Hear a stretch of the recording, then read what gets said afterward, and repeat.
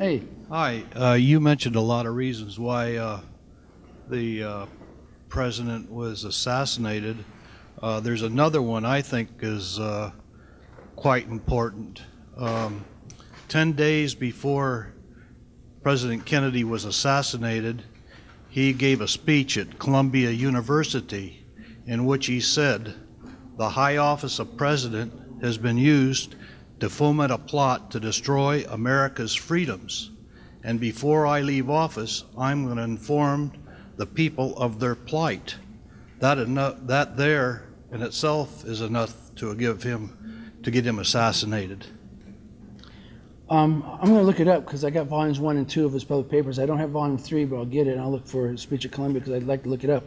That would just kind of, it's too late. He's already going to be assassinated. What that would do is make him more aware that he's a target. And I think he does know he's aware he's a target. Yeah, I'm sure. I think he does.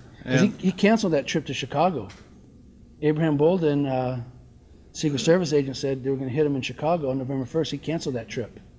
He's going to want to know why that trip was canceled. And when they tell him, well, we got a report of assassination attempt, you know? So when it's time to go to Dallas, he doesn't want to be captive in the White House. He never was. He almost goes out of spite, you know? The other thing, and Richard Helms, what, 2 days before the assassination, 3 days, he's meeting with Kennedy at the White House at 6 p.m. So I'm wondering if Kennedy is getting all this information that there's assassination plots out there, and you know, you're Dick Helms. Dick, anything to it? Nah, no, nothing to it. We know about it. You're okay. yeah. And of course, he knows he's going to be assassinated in 3 days. Son of a bitch, man. Cold guy. Meeting with the president, man, you're going to have murdered 3 days before. The other thing is, I've looked at those Zapruder films quite a few times in slow motion, and I'm pretty convinced myself that William Greer was the one that did the number, and that at the same time Kellerman was holding the wheel for him while he was doing it. Well, the thing is, Kellerman would have said something, or Kellerman would have stopped Greer from doing it unless Kellerman's involved as well. Well, obviously they were both involved. Okay, and I don't think Kellerman's involved at all because of his testimony. Also, you do have shooters coming from different areas anyway. Even if Greer's doing it, you still got a guy on the grassy knoll. You got another guy right where the overpass comes, the grassy knoll meets. There's a perfect blind spot to just stand and shoot the president. No one from the overpass can see you. You can't see them. There's this large manhole cover. It goes about 4 feet down. You just stand at it. And if you stand in that manhole cover, you're almost level with the street to really knock the president off. So the final shot that hit the president, I think, isn't even from the picket fence. That's an earlier shot. It's right here. And this hits him in the right temple, makes him go backwards. The fence, I went to the fence, and I knew immediately that it was wrong because the angle's all wrong. Where the Kennedy's car's right here, the fence is right where this gentleman is. If he shoots me, I'm going to get hit, and I'm going to go this way. That's not what happens. I go this way, straight back until I hit the back seat, then I bounce off the back seat. His whole body gets lifted up. You see his body get lifted up, slow motion, and driven backwards until he hits the back seat, right? Shot's coming from the front. No, whether it's William Greer, I don't know. Thanks. Please, how much time Oswald was in Russia by the time he met Marina? He had been there quite a while, maybe less than a year. He didn't meet her right off. He goes over in December '59, I think it was, so he's there all of 60, maybe at least 6 months, because he gets another girlfriend before he meets Marina. At least 6 months, maybe longer. Do you think that's long enough to learn the Russian language? Quite enough. I myself am from Russia, and I know that foreign students, we had a lot of them. Don't they study it though? Huh? Don't they study the language? Yes, and they would start talking quite well in 2 months. Well, they bring a guy who's a Russian teacher, the Warren Commission, because they want to know why Oswald speaks Russian fluently, being in the Marine Corps for all those 3 years, never taking a class. And he tells the Warren Commission it would take 3 years of intensive study to even speak poor Russian. Not true. Not true? Not true. We had a lot of students who would start talking in 2 months. And I myself was surprised how well they did it.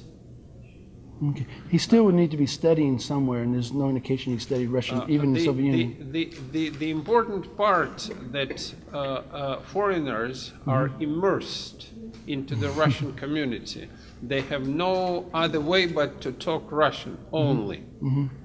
And they start talking it pretty quickly. Well, my thinking was he's CIA right from the start, and thanks, that's interesting to know.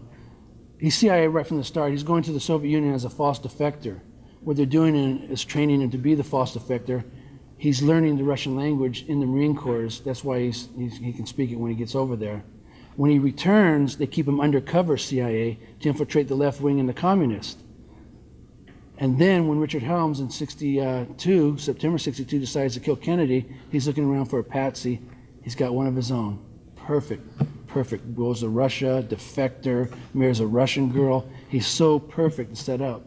And it's one of their own. So they can maneuver him. They can go over to New Orleans, go down to Mexico, try to get a visa to see Castro. Now you need to come back to Dallas. So personally, I think he's CIA right from the beginning and up to the end. But please don't ask me to learn Russian. I barely can speak Spanish.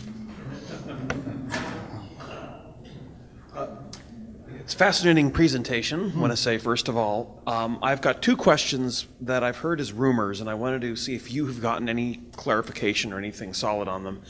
The first is that it's been rumored that Kennedy was planning some radical economic measures, like moving against the Federal Reserve System and taking us back to the gold standard. And that was allegedly the immediate cause of his assassination. I wanted to ask you, first of all, if you've ever seen anything solid that can substantiate that rumor. Then the second thing that I've heard is that Gerald Ford was rewarded, this is a rumor, with the vice presidency and then ultimately the presidency when Nixon resigned because he had done such a good job on the Warren Commission in squelching the truth. So Ford got his reward later.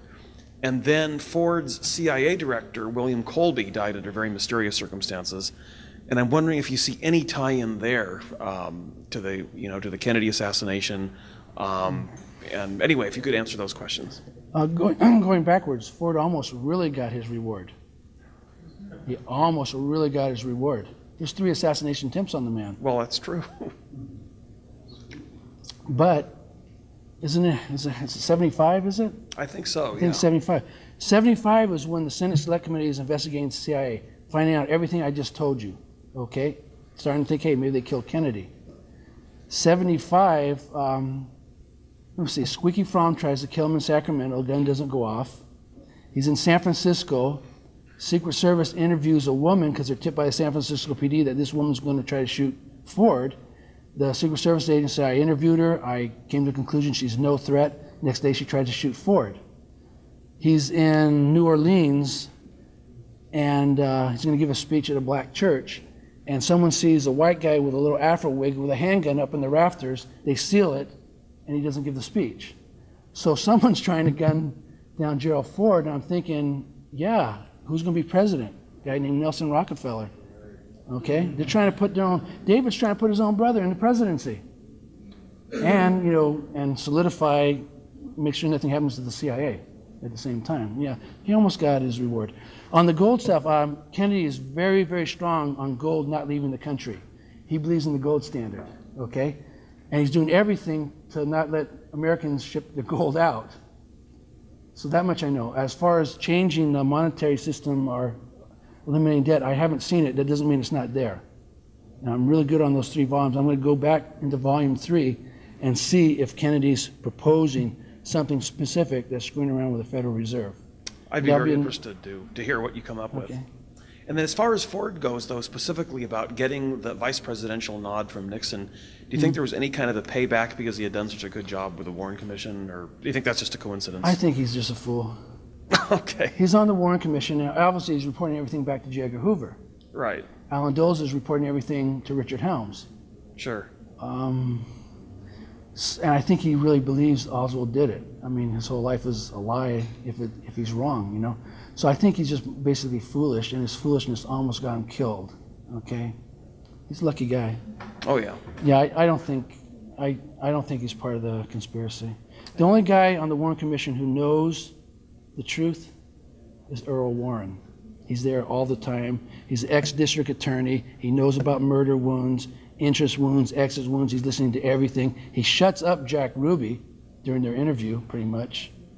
Earl Warren knows the truth. Now, my analysis is Earl Warren's an honorable man, a little bit too liberal. I'm thinking all that liberalness came after this JFK assassination. I think he's trying to counteract the coup. With Earl Warren, I think they came to him and said, look, it's us, Richard Helms. We did it. We killed the president. We thought he was bad for the country. Either cover it up or don't.